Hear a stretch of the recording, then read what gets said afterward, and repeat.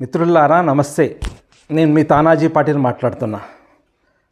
Hot topic. మన జుక్కల్ నియోజకవర్గంలో ఏది చేసినా అది సంచలనమే అవుతున్నది. నాకు చాలా సంతోషంగా ఉంది. ఏంటంటే ప్రజల్లో చైతన్యం వచ్చిందో లేదో నాకు తెలియదు, కానీ మన జుక్కల్ ప్రాంతంలో పుట్టిన ప్రతి యూత్లో చైతన్యం వచ్చింది, మాట్లాడే సత్తా వచ్చింది, అడిగే ధైర్యం వచ్చింది. ఇది ఎందుకు ఏంటి అని అడుగుతున్నారు. ముందు ఎంపీ ఉన్నాడా, ఎమ్మెల్యే ఉన్నాడా, లేకపోతే పెద్ద మినిస్టర్ ఉన్నాడా, అది లెక్క చేస్తలేరు. న్యాయంగా అడుగుతున్నారు. మాకు ఇది కావాలా, నువ్వు ఎందుకు చేస్తలేవు? దానికి ఉదాహరణ చెప్తున్నా మీకు. మన కొడబ్గల్ దగ్గర ఒక తాండాలో ఎమ్మెల్యే పోయినప్పుడు, ఈ మధ్యన ఎమ్మెల్యే పోయినప్పుడు ప్రజలు తిరగబడ్డారు. మాకు తెలియకుండా మేము చెప్తే వినాలి అని అంటున్నారు. నువ్వు ఎందుకు వినవు, నువ్వు ఎందుకు ఆగవు, ఇక్కడ మా ఊరికి ఎందుకు రావు అనే క్వశ్చన్స్ చేసిరు. అది మంచి క్వశ్చన్సే, కానీ ఒక ఎమ్మెల్యే స్థాయిలో ఆయన మీదికి పోవడము, వీళ్ళు కూడా తిరగబడి వాళ్ళ మీదికి వెళ్ళడము అది మంచి పరిణామం కాదు. ఎమ్మెల్యేగా ఆయనకు మంచిది కాదు. ప్రజలు, యూత్ కూడా ఒక ప్రజాప్రతినిధి మీద అంతగా ర్యాష్గా పోవద్దు. అడగాల, అడిగే హక్కు అందరికీ ఉంది. బరాబర్ అడగాల, చెయ్యకపోతే నిలదీయాల, ప్రతిదీ ఇది చేయాల. కానీ మనము కొద్దిగా మన లిమిట్లో మనం ఉండాలని కోరుకుంటున్నా. ఈ మధ్యనే మన బిచ్కుంద దగ్గర, గోపన్పల్లి దగ్గర కూడా అట్టనే అయింది. ప్రజలు తిరగబడ్డారు. ప్రజల లోపల తప్పేం లేదు. ప్రజలు డైరెక్ట్ అడుగుతున్నారు. ఏది చేసినా మాకు అడిగి చెప్పు, చెయ్యి. మాకు ఇబ్బందులు అయ్యే కార్యక్రమాలు ఎందుకు చేస్తున్నావు, నువ్వు ఎందుకు చేస్తున్నావు? గతంలో చెప్పినాం, మాకు మున్సిపాలిటీలో కలవడం ఇష్టం లేదు, బిచ్కుంద మున్సిపాలిటీలో మేము రాము అని చెప్పారు. దాని గురించి మీరు డిస్కస్ చేయాలా, ఆ ఊరికి పోవాలా, అందరితోటి కూర్చోవాలా, యూత్ని వాళ్ళ మాటల్ని కూడా నోట్ చేసుకోవాలా, ఏం చేస్తే బాగుంటుందని అడగాల. అది ఎవ్వరికి చేయకుండా మీరు చేస్తే ఎంత ఇది అయిపోయింది. జనాలు, యూత్ తిరగబడ్డారు. ఎంత తిరగబడ్డారు. ఈవెన్ పోలీసులు కూడా చూడకుండా ర్యాష్గా మాట్లాడారు అంటే అర్థం చేసుకోండి. అది ఎవరి కర్మ? అది మంచిది కాదు. ఎమ్మెల్యే గారు, నువ్వు అనుకుంటున్నావు నాకు అడిగేవాడు ఎవ్వడు లేడు అని. నువ్వు తురుం ఖాన్ ఉన్నావు జుక్కల్లో, నువ్వు తురుం ఖాను, నేను కాదని అంటలేను. ఎన్ని రోజుల వరకు? జస్ట్ ఎన్నికల వరకే. ఇంకో 1.5 ఇయర్ వరకే నువ్వు పెద్ద దార్కారివి. తర్వాత ఎవరు అడగరు. ఇప్పుడున్న ఎమ్మెల్యేలు కూడా, ఒకప్పుడు ఎమ్మెల్యే గంగారాం కూడా చాలా నడిపించిండు. ఒకప్పుడు ఎవరైతే పండరి ఎమ్మెల్యేగిరి చేసినప్పుడు చాలా నడిపించిండు. ఇప్పుడు కుక్క కూడా కాంతలేదు. అవునా కదా? ప్రజలు సుప్రీం ఉన్నారు. ఎమ్మెల్యే గారు ప్రజల మాటని తూచా తప్పకుండా పాటించాలా. మీకు సమజ్ రాకపోతే ప్రజల్ని కూర్చోబెట్టాలా. నేను వస్తున్నా, మీరు రండి, ఈ విషయం మీద మాట్లాడదామని చెప్పాలా. చెప్పిన తర్వాత వాళ్ళ ఒపీనియన్ ఏముందనేది తెలుసుకోవాలా. నాకు అన్నీ తెలుసు అంటే అది ఎవ్వరికి దానికి ఆన్సర్ ఉండదు. నాకు అన్నీ తెలుసు అనేది గర్వం, అహంకారం ఉండకూడదు. ఎమ్మెల్యే గారు, మీకు చెప్తున్నా. ఎందుకంటే ఇదే మీరు కొద్దిగా తెలివిగా గోపన్పల్లి పోయి ప్రజలు కూర్చొని మీరు ఎందుకు వద్దంటున్నారు, మున్సిపాలిటీ కావడం ఎందుకు వద్దంటున్నారు, ఎందుకు భయపడుతున్నారు, నేను ఉన్నా కదా అని చెప్పాలా, వివరించి చెప్పాలా. చెప్పిన తర్వాత మీరు పోతే మీకు చాలా గౌరవంగా స్వాగతిస్తారు. మీరు చూశారు కదా, నా దగ్గర వీడియోస్ ఉన్నాయి. తిరగబడ్డారు. మీ మీద ఉన్న కోపంతో పోలీసులకు కూడా అడ్డగోలిగా తిట్టిర్రు. తెలుసా మీకు? పోలీసులకు ఎవరు తిట్టకూడదు, వాళ్ళ డ్యూటీ వాళ్ళు చేస్తున్నారు. కానీ నేను ఒక మాట అంటున్నా, మీ వల్లనే కదా వాళ్ళు పడాల్సి వచ్చింది. వాళ్ళు మీ నౌకర్లు అయితే కారు కదా. పోలీస్ డ్యూటీ చేస్తారు. మీ మీద అటాక్ కావద్దు, మిమ్మల్ని ఇది చేయదు, ప్రజల నుంచి ఇబ్బంది పడకూడదు అని ఒక ప్రజాప్రతినిధిగా మీకు సెక్యూరిటీగా వచ్చిర్రు. కానీ వాళ్ళు ఎంత గట్టిగా మాట్లాడారు. ఇంగ్లీష్లో మాట్లాడుతున్నారు. సామాన్యుడు కూడా, యూత్ ఇంగ్లీష్ టు ఇంగ్లీష్ మాట్లాడుతుంటే పోలీసులు సైలెంట్ అయిపోయారు.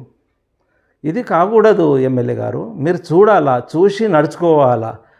మీరు మీ మైండ్లో ఒకటి పదవి ఇది వచ్చింది, ఆ మత్తు వచ్చింది ఏమో అనిపిస్తున్నది. అది రావద్దు అని చెప్తున్నా నేను. మీరు ఏం చేస్తారు? మీ దగ్గర ఉన్నది ఏమీ లేదు, ఒకటే కత్తి ఉంది. ఎవరైనా మాట్లాడితే కేసు బుక్ చేయాలి. కేసు బుక్ చేస్తే ఏమవుతుంది? పోతాము, జైలుకు పోతాము, మళ్ళీ వస్తాం మొబైల్ మీద. కానీ జీవితంలో ఒకసారి కేసు బుక్ చేసి నువ్వు పంపించినవు జైలుకి అంటే వాడు జీవితంలో కూడా నేను వదిలిపెట్టాడు. గుర్తుపెట్టుకో, ఇది మంచిది కాదు. ఈ క్యారెక్టర్ మంచిది కాదు అని చెప్తున్నా. ఇది జుక్కల్లో నడవదు అని చెప్తున్నా. జుక్కల్ మంది ఎంత సైలెంట్ ఉన్నారో, ఎంత మంచి వాళ్ళో అంత ఖతర్నాక్ కూడా ఉన్నారు. వాళ్ళ మైండ్లో వస్తే వాళ్ళు మర్చిపోరు. చాలామందికి దూరం చేసుకున్నాం. నిన్ను గెలిపించి నిన్ను నావాడు నా సారు, నా తోట గెలిస్తే నాకు అది చేస్తాడు ఇది చేస్తాను అన్నవాళ్ళు, మా చుట్టమని చెప్పుకునే వాళ్ళు ఈరోజు ఎంత ఘోరంగా తయారు చేసిన వాళ్ళని. ఇది మంచిది కాదు తోట, మంచిది కాదు. గోపన్పల్లి వ్యవహారము, ఆ తాండా వ్యవహారము, ఈ 3-4 చూసినా కదా. ఏ ఎమ్మెల్యే మీద కూడా అంత ర్యాష్గా జనాలు తిరగబడరు. నువ్వు విచిత్రమైన మనిషివి. నువ్వు నాకైతే అర్థమైతే లేవు. నువ్వు అనుకుంటున్నావు నేను మొత్తం ఏలినా అని. జుక్కల్ ప్రజలు పిచ్చిన కొడుకులు, మనోళ్ళు ఏదో తెలిసి తెలియక ఓట్లేసారు. నీకు తెలిసి తెలియక ఓట్లేసారు. దాన్ని దేవుణ్ణి దగ్గర మొక్కాల. నువ్వు అదృష్టవంతుడివి. నువ్వు ఏదో వాళ్ళ ప్రజల మనసు గెలుచుకొని వాళ్ళ మనసు గెలుచుకొని నేను గెలిచిన అనేది తప్పు. అది కాదు. నా కొడుకులు చక్కగా ఉంటే నీకు ఒక్క ఓటు కూడా పడకపోయేది. నేను అది కూడా చెప్తున్నా.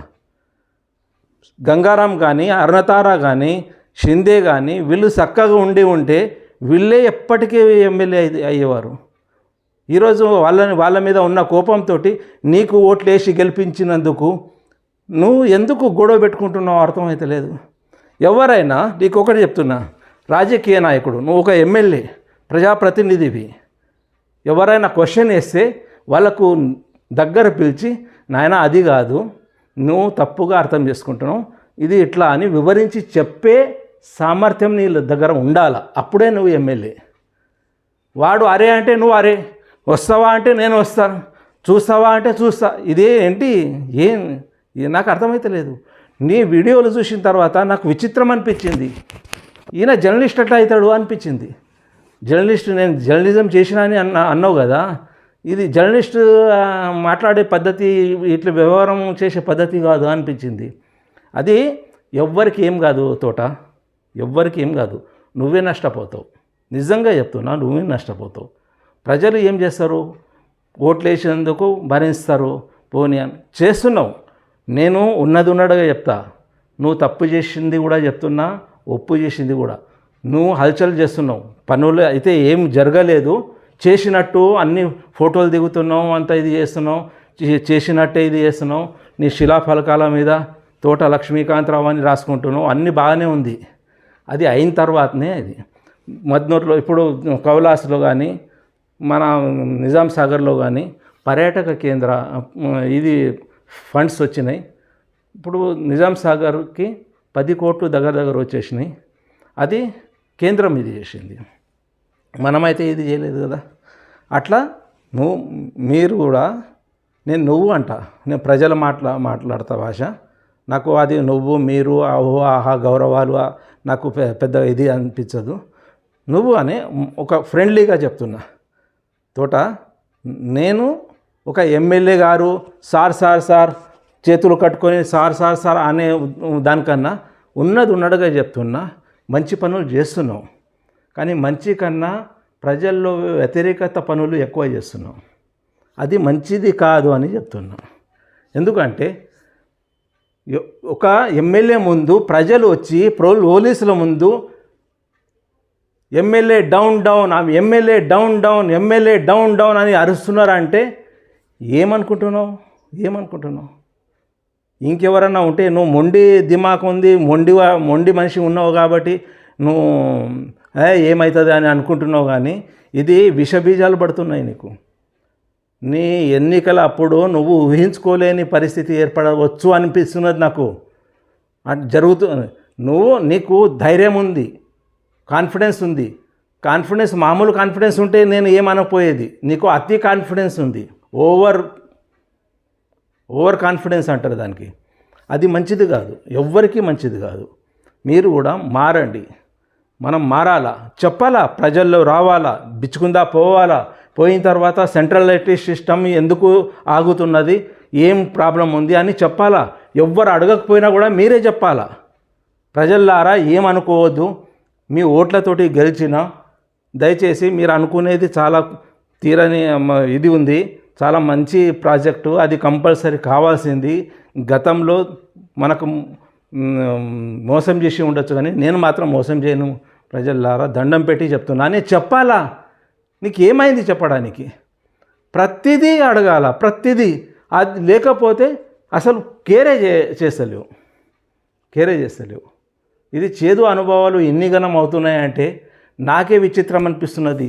తోట ఎంత పాష్గా ఉన్నాడు, చదువుకున్నాడు, జర్నలిజం చేసుకున్నాడు, మన ప్రాంతము బాగుపడుతుంది అని అనుకున్నా. నేను కూడా అనుకున్నా.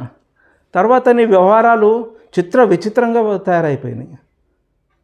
ఏమన్నా అంటే నీ దగ్గర ఉన్న కత్తి ఒకటే, పోలీసులను పెట్టి ఇది చేసి వాళ్ళని చెప్పి కేసులు బుక్ చేస్తాం. అంతకన్నా అది ఆడది కూడా చేస్తుంది. అది నీ పెద్ద దార్కారితనం కాదు. నేను చెప్పింది విను, నువ్వు మార్పు చెందు. ప్రజలకు నువ్వు సర్వెంట్వి. ప్రజల్ని దగ్గర తీసుకురావాలా.